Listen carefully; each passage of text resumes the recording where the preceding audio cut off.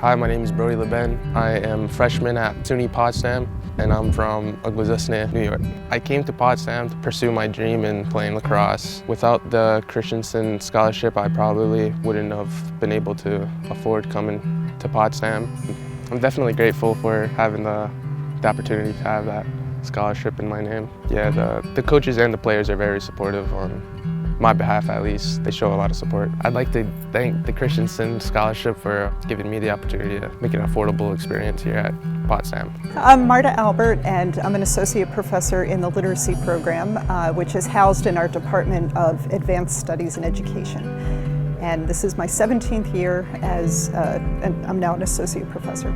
I think the Literacy Center allows our students not only to work directly with children of all ages and teenagers, but to create curriculum. So if you look around here, it's not just books, and I always tell my students who are new to our programs, you really have to dig into the corners because we have wonderful art cart supplies. We have, puppet centers. We have all the materials and supplies that you need to really jump into a classroom and start designing curriculum and working with kids. So in many ways, although it's not set up as a single entity model classroom, there are all the elements here for students to be able to replicate and create what they need for teaching, and that's a huge learning edge. Everything from bringing people to deepening the learning that students in our programs do in all of their literacy courses can happen as a result of donors generously giving so that we can purchase supplies, so that we can get people around to come to campus, but also get our students out to area schools. That's been an important thing too in our rural area.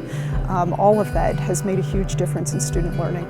My name is Pete Ryan. I'm the graduate assistant here in the Shared Literacy Center.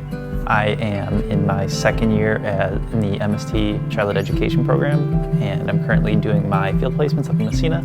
I actually have an undergraduate degree in environmental studies from Yale. Donors really make possible a lot of the events that we run here in the program.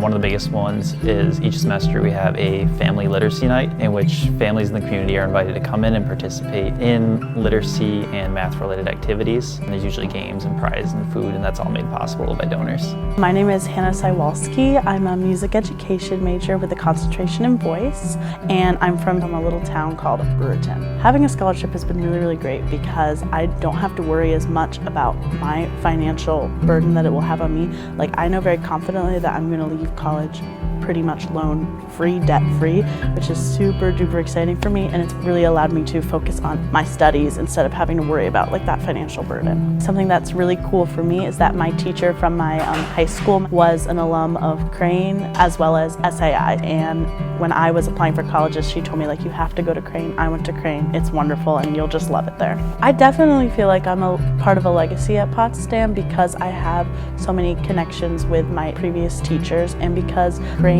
is such a central location for music in New York State. I teach students, and so many times when my kids are like, oh, I want to go to be a music teacher, the first thing I say is, you got to look at Crane, you got to look at Potsdam.